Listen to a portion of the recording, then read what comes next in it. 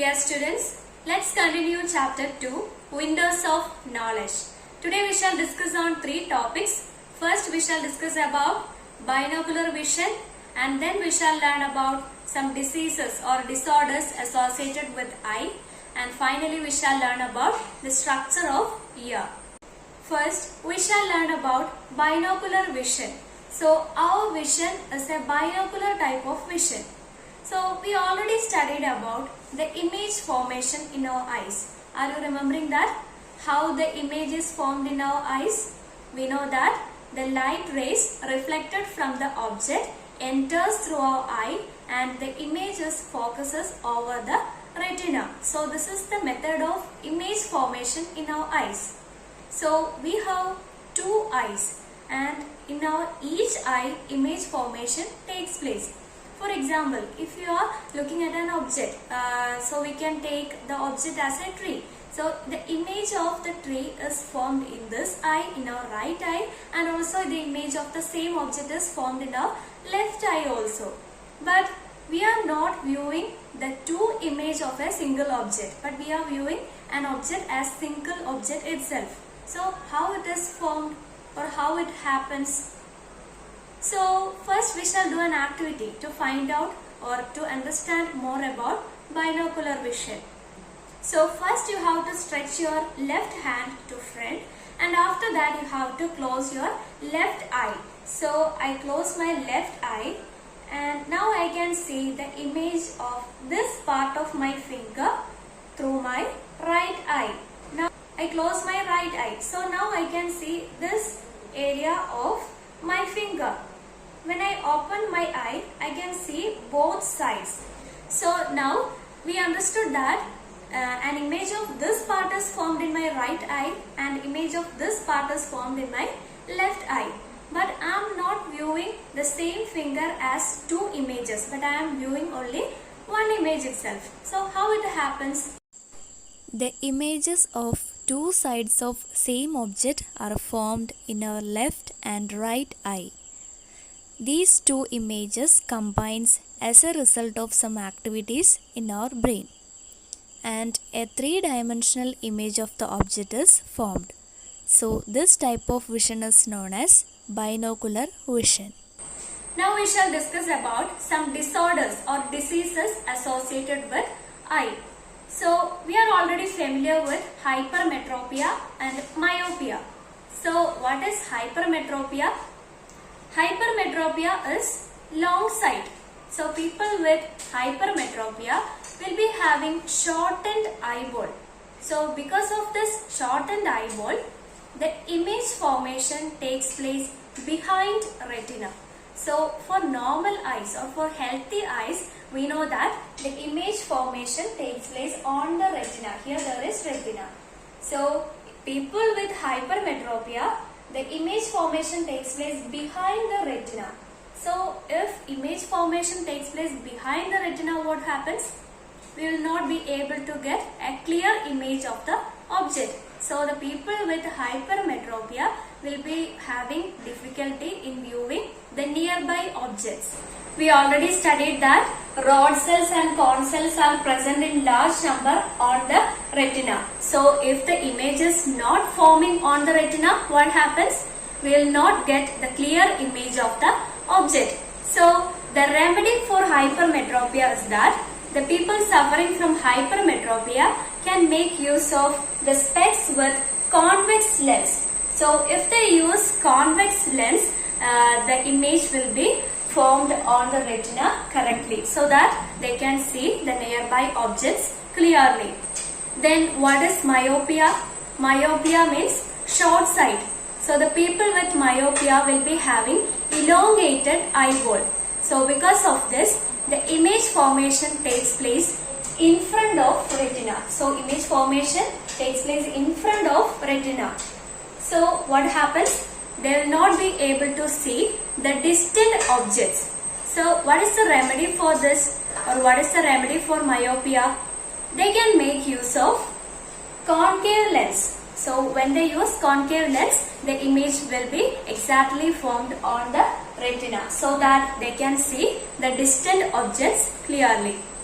Some other disorders associated with the eye include night blindness, color blindness, xerophthalmia, cataract, glaucoma, conjunctivitis, astigmatism and presbyopia. So first we shall learn about night blindness. So what is night blindness? We already studied in last class that retinal is a part of visual pigment and it is derived from vitamin A. So if there any deficiency in vitamin A or those persons with deficiency in vitamin A will be having difficulty for the resynthesis of rhodopsin. We know that rhodopsin is the visual pigment of rod cells. So if resynthesis of rhodopsin does not take place properly, what happens is we will not be able to see the objects in dim light. So night blindness means difficulty in viewing the objects or visualizing the objects in dim light. So the only remedy for night blindness is that we need to include the food items that consist of vitamin A. The next one is color blindness. Now look at this picture. Can you distinguish the colors green and red clearly? If so, don't worry, you don't have color blindness. So what is color blindness? We already studied in last class that on retina there are corn cells. Then corn cells, what is the function of this corn cells? Corn cells can distinguish the primary colors including red, green and blue. So if there are any defect in this corn cells, we cannot distinguish the colors green, red and blue clearly. So this condition is known as color blindness. So we already know that the people with color blindness are not selected in military or for driving, so and so. What is the reason for that? If they are not able to detect different colors, they will not be able to work properly. Next it is xerophthalmia. So xerophthalmia is caused by the prolonged deficiency in vitamin A. We already studied that the deficiency in vitamin A lead to night blindness. But if we are not getting enough quantity of vitamin A for long time, it may lead to xerophthalmia. In xerophthalmia, what happens is the conjunctiva and cornea become opaque. We already know that cornea is transparent. So it will lose its transparency and it become opaque. So the conjunctiva and cornea become opaque and it may lead to blindness. Then the next one is cataract. So in cataract, the lens of the eye become opaque and it may lead to blindness. So this cataract can be treated by replacing the lens with an artificial lens by surgery. Then it is glaucoma. So we already studied about two fluids inside our eyes, which are the aqueous humor and vitreous humor. So we know that aqueous humor is the fluid filled in between the cornea and lens, and the function of this aqueous humor is to nourish the tissues of the eye. So if the reabsorption of this aqueous humor does not take place, what happens is it damages the retina and photoreceptors, and this may lead to blindness. So this glaucoma can be treated by laser surgery. The next one is conjunctivitis. Conjunctivitis is an infection which is caused by bacteria, virus, etc. So this conjunctivitis affects the conjunctiva of eye, and this can be spread from one person affected with conjunctivitis can be spread through contact. So one of the most important remedy for this disease is that to maintain personal hygiene.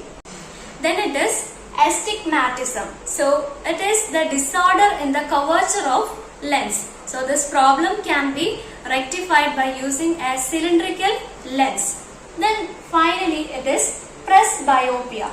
Presbyopia is the problem with the elasticity of lens or the loss of elasticity of lens. So by using a convex lens, the problem presbyopia can be rectified. Finally, we shall discuss about computer vision syndrome. So this is a very relevant topic that we have to discuss in this present situation. So So computer vision syndrome, from the name itself we can understand that the continuous use of mobile phones or computer, if we are looking continuously to the screens of these devices, what happens is we lose the ability to focus the images.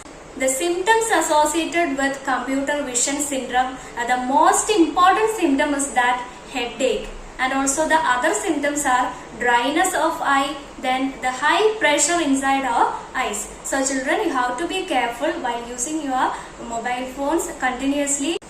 We understood all the details about the various diseases associated with our eye. So our eye is very precious and we need to ensure the health of our eye. So how can we ensure the health of our eye? Some of the tips are, first and foremost thing is that you have to ensure the availability of vitamin A in your food items. Then the next one is you have to prevent the falling of bright source of light directly into your eyes. It can damage your eyes. And then it is you have to avoid the continuous usage of devices like mobile phones, laptops, computer, etc. And then you should not read in a dim light. So we studied all the details about our main sense organ, that is eye. Now we shall discuss about the next sense organ, that is ear. So we can divide the structure of ear into three main parts, that is the external ear, middle ear and inner ear. So first we shall discuss about the parts in external ear. So the external ear consists of three parts: pinna, auditory canal, eardrum or tympanum. So what is pinna? Pinna is the outer part that we can see. Then what is the function of pinna? Pinna carries the sound waves to the auditory canal. So in this picture you can see the pinna. So the function of pinna is to carry the sound waves into the auditory canal. Then the next part is auditory canal. So what is the function of auditory canal? Auditory canal carries the sound waves to the tympanum or eardrum. So you can see small hairs and wax in the auditory canal. So what is the use of this wax and hairs? This is to prevent the entry of dust or external or foreign materials. The last part is eardrum or tympanum.